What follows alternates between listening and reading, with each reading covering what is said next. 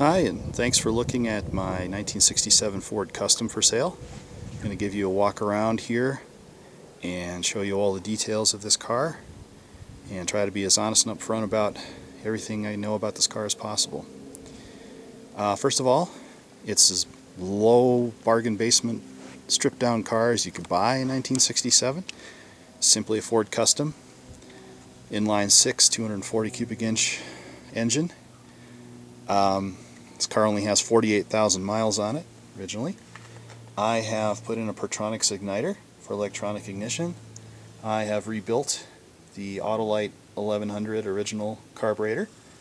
It runs really well.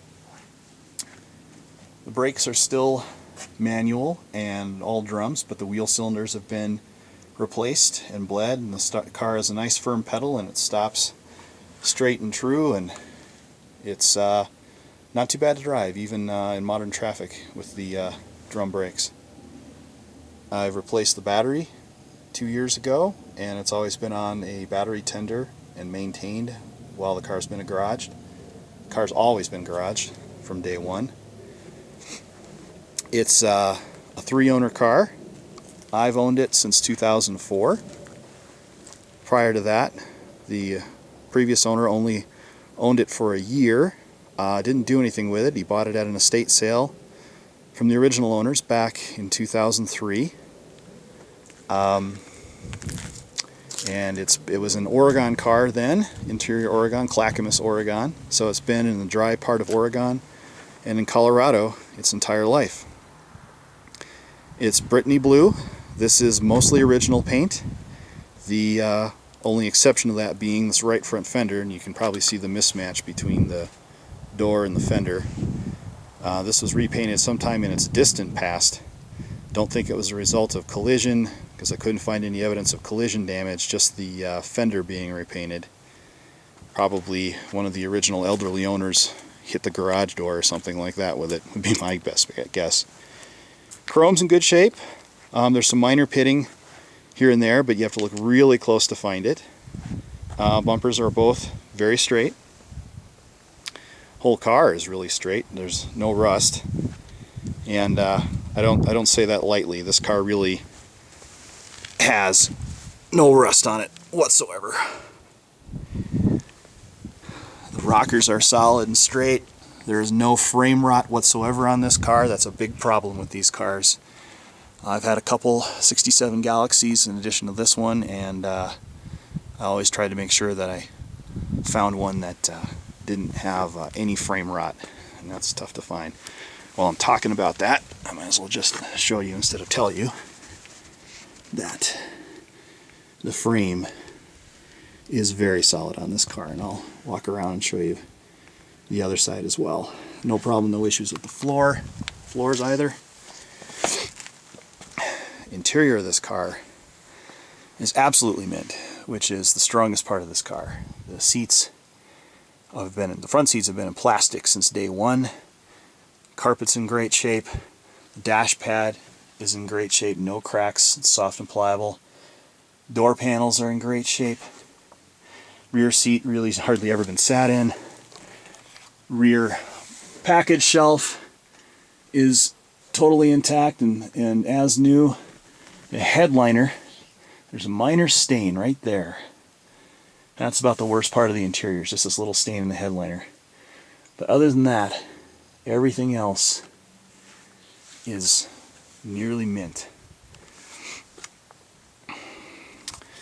As I said before, while we're here, car's got 48,073 miles on it. I bought it, it had just under 44,000, so I've put a little over 4,000 miles on it in the 8 years that I've owned it. Now what I've done to the car since I bought it was I put on these Crown Victoria Cop Car wheels and sticky Nitto rubber, and there's KYB shocks underneath, and it handles so much better like this than with the original tires and wheels. I do have those though. They are painted the body color Brittany blue with dog dish hubcaps, and with some okay all-season radials on them, and those go with the car as well if you want to put it back to completely stock on the outside. I forgot to mention, I put a cam in this motor. It's got a new timing gear set. It's a Comp Cam's 260-degree duration cam. Really wakes this engine up, even with just the one-barrel carburetor and the stock exhaust. Before, at this altitude, I live at 6,000 feet, the car would run out of breath about 3,500 RPM. Now it'll pull strong to 4,500 RPM, and it just makes the car a lot more drivable. So that work was all done with less than 2,000 miles ago, and the car just runs great. I'll start it up here in a bit. I put a new exhaust system from the muffler on back, so that's a newer tailpipe on there. The trunk is absolutely perfect. There's no evidence of rust anywhere in the trunk. You can see the overspray from when it was originally painted at the factory inside here. And the trunk mat is in perfect shape. And underneath you can see where there's some adhesive that has let go from the trunk mat now, but that's good. It gives you a good idea of how solid the inside of the trunk is here. And the other side as well. Look down the car, you can see that it's pretty straight. Again, there's some problems with the paint here and there, but it is a really nice, solid, straight car with a nice amount of patina just to drive daily, and it would make an excellent candidate for restoration. Should you want to drop a big block motor in this, or turn it into whatever your heart desires.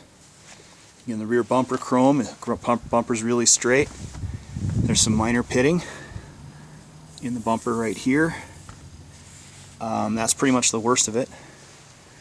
The glass is all original Carlite glass all around, and it's all in really good shape. The windshield is uncracked as well, and that's all original. I'm gonna start it up for you here and let you hear it run.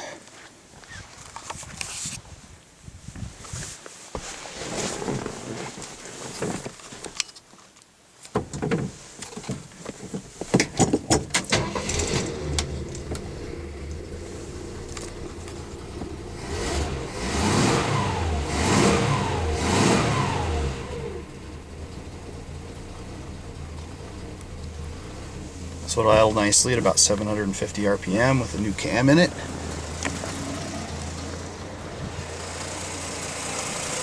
can see it idling here smoothly. Has a little bit of gear whine because this engine has a direct drive cam gear, no cam chain or timing chain at all. That's the way these motors are built, typically put in Ford trucks. Pretty tough.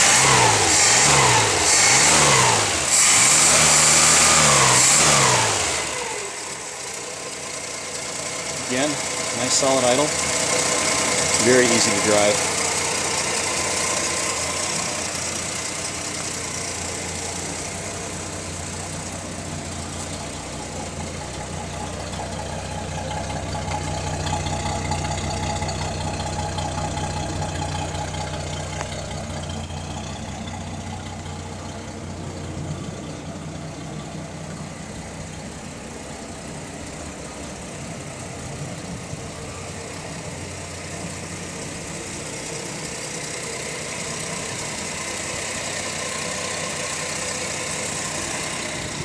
We'll get one more view from under the back, since I don't think I did that before.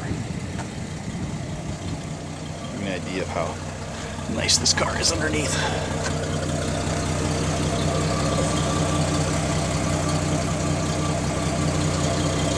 Some KYB shocks. Does not have a 9-inch rear end. Forgot to mention that. The 6-cylinder cars didn't come with that. I do have one, drum to drum, for this car, and I also have an extra third member for it. That's 3.5 to 1 open rear that I got out of a Ford truck I used to have. So it wouldn't be cost effective to ship, but if you're local and you like this car, definitely throw the axle in with it. Okay, thanks for looking at my Ford, and hope you enjoyed this.